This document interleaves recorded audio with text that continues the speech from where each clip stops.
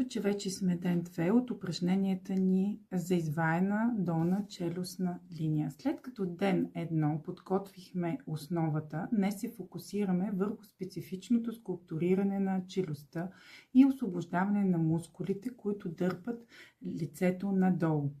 Днешният комплекс цели дълбока релаксация на дъвкателните мускули и депресорните мускули, за да се елиминира гравитационното увисване и да се дефинира ясен лицев контур. Естествено, първо ще започнем с отпускане на рамената. Хайде да започнем с първото ни упражнение. И именно масаж на горната част на трапеца. За целта използвайте дясната ръка, за да хванем левият трапецовиден мускул и започнете леко да масажираме, като го повдигате и отпускате надолу и нагоре. Повдигнете и отпуснете. Важно е да не придърпвате мускула към центъра.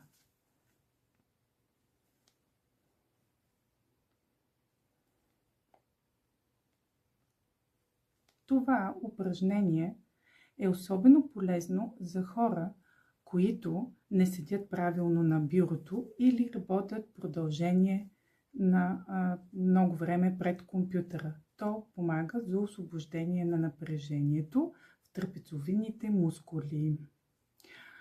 Продължаваме спокойно и бавно и от дясната страна с лявата ни ръка, като не забравяме да дишаме. Можем да затворим очи, докато масажираме и да останем няколко секунди. 5, 4, 3, 2, 1. Следващото упражнение е да разтегнем вертикално платизмата. Неговата цел е да удължиме предният мускул на шията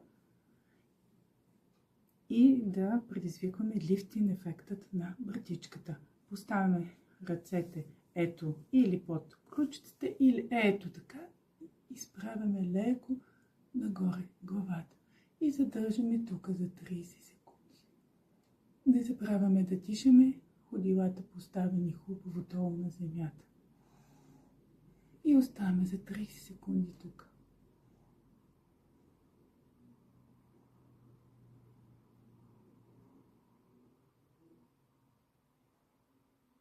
Хубаво раменцата изпънати, гръбчето назад. И не забравяме да дишаме. И отпускаме напрежението. И усещаме как хубаво се изпъва нашият мускул. 10, 6, 5, 4, 3, 2, 1. И отпускаме. И потупваме леко под брадичката.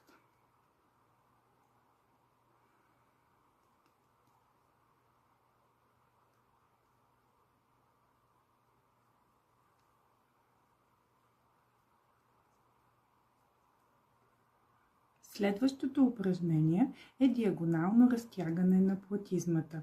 Работим върху страничните части на врата, където често се натрупва лимфен застой. Ръцете остават пак на ключиците и завъртаме главата леко на 45 градуса и задържаме за 15 секунди. Като не забравяме да дишаме и раменцата изпънати назад. И виждаме как ето тази част започва да се разтяга и усещаме леко напрежение, разтягане. Не се притеснявате, ако опитвате напрежение.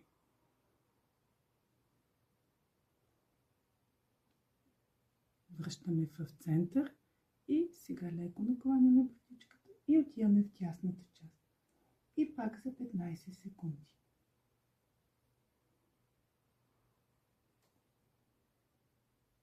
Не забравяме да дишаме и да разтягаме ето тази част. След като изключим, връщаме в център и потупваме под вратичката.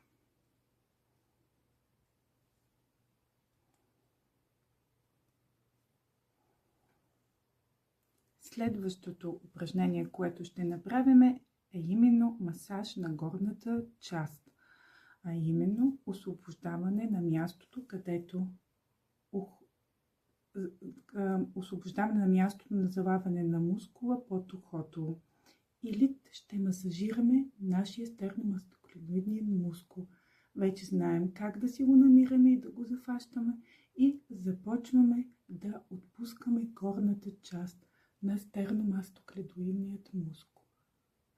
Използваме върховете на пръстите си и масажирайте зоната близо до челюстта на младостта. Ето. Първо започваме от лявата, от дясната част. Наклонено и масажираме. Може да използваме едната или двете си ръце. Виждаме как той почва вече да се отпуска. След това отиваме на дясната част, на лявата част и по същият начин започваме да масажираме. Нямайте притеснение, ако едната от двете страни ви е по-схваната или чувствате повече напрежение. Започваме първо с по-лек натиск, а после увеличаваме.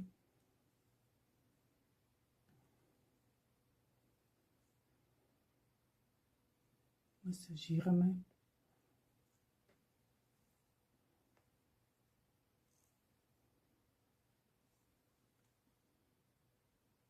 И завършваме с леко потупване по стерномастиклоидния мускул от двете страни. И приклаждане. Следващото упражнение, към което пристъпваме, е да скулптурираме под челюстната линия. За целта слагаме пак ръцете отзад на тила и с палци започваме от под челюстната линия да придвижваме към бърдичката центъра. Хайде да започваме.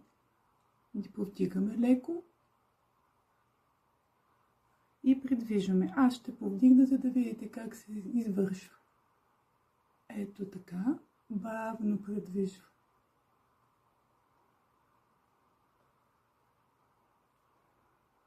От ъгълът на младостта към центъра на брадичката.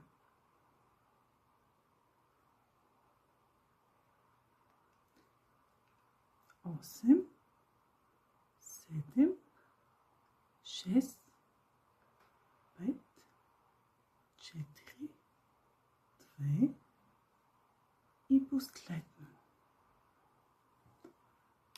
След това с леки пощипвания стимулираме областта под бърдичката. Следващото упражнение е много интересно и до сега не сме го правили. А именно то ще правиме прищипване и лифтинг на контура, който се намира под брадичката. С това ще спомогнем за тъканата мобилизация и премахване на отпуснатите тъкани. За целта хващаме кожата и подлежаща тъкан под брадичката между палеца и показалеца и с приспъващи ходещи движения отиваме към ъгълът на младостта. Така го правим и в едната и в другата посока, като го повтаряме 3 пъти.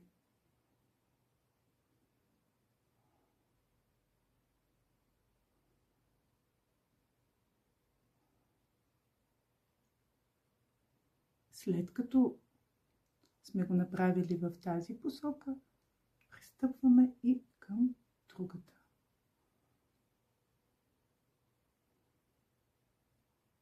И последно, следващото упражнение, което ще направим, е сега да хванем току-що кожата, която масажирахме и все едно отлепваме кожата и стигаме като не изпускаме до ухото и тук леко притискаме. Хайде да започваме. Фащаме зоната и като гледаме да не изпускаме и ето лекичко вибрираме. Тук в областта на ушето. Още един път. Стараеме се да не изпускаме и хоп, леко разтягаме. Хайде и от другата страна. Няма проблем, ако усещате и тук напрежение или не можете, ето е така, да фанете тази тъкан. С упражнение и повторение всичко ще се случи. Започваме.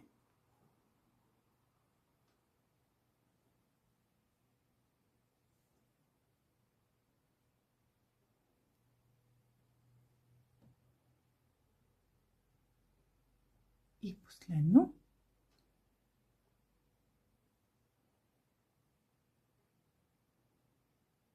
Чудесно. С леки потупване минаваме областта, която сме работили.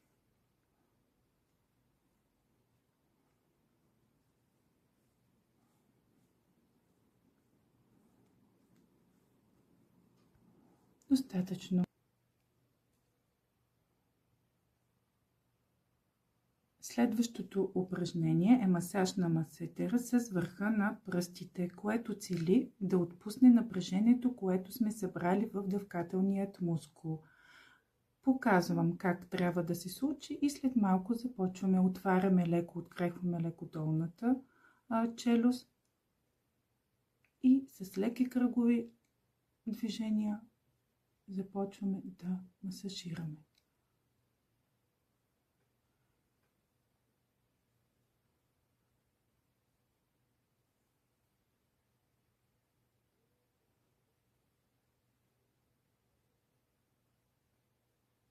Там, където усещаме повече напрежение, масажираме за няколко секунди повече.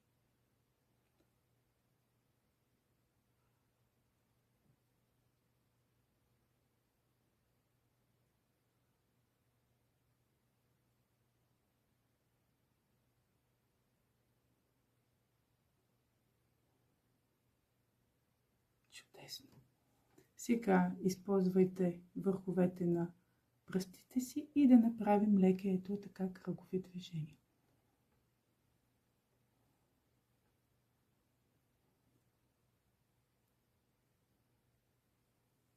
И леко потупваме областта, която сме масажирали. Следващото упражнение, което ще направим е глайдинг за ъглите на устата. С него целим да направим корекция на марионетните линии и повдигане на ъгълчетата на устните. За целта е добре да имаме опора, за да извършваме правилно движението. Може да ето по този начин да си подпреме тук и да извършваме ето така. А може и така.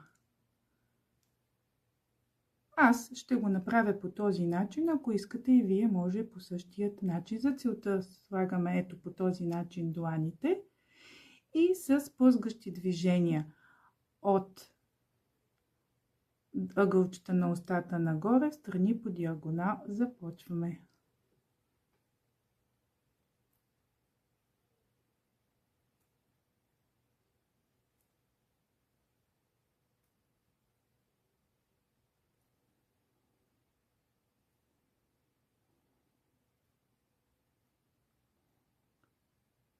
И последно.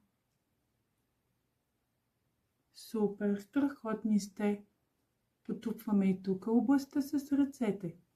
Ползата от това упражнение е прекрасна, защото именно разтяга точно този мускул, който се намира тук, депресор ангули орис, отговорен за свличането и увисването на точно е тук така устните на мускул и за тъжния вид, като на арлекин и провисването на долната устна. Като масажираме по този начин, както преди малко правихме. Нашите мускул се разтяга и правим точно именно тук корекция на нашите марионетни линии.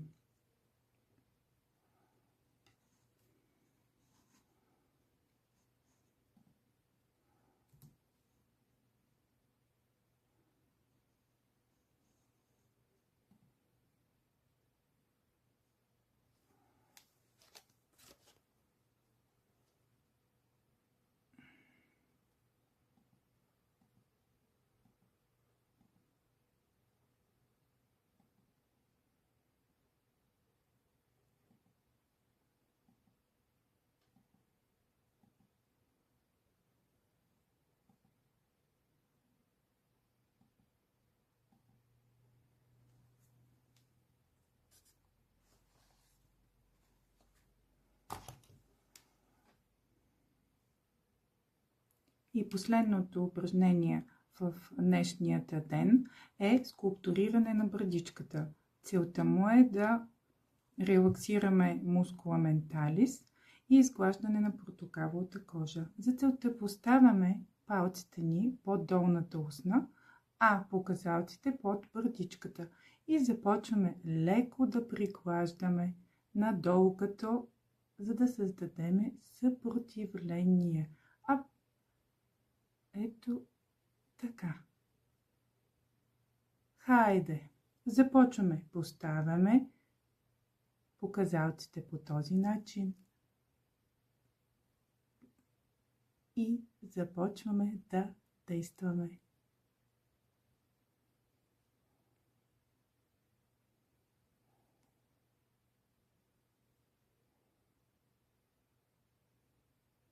За да увеличим разтягането, може леко да повдигнем долната устна към зъбите.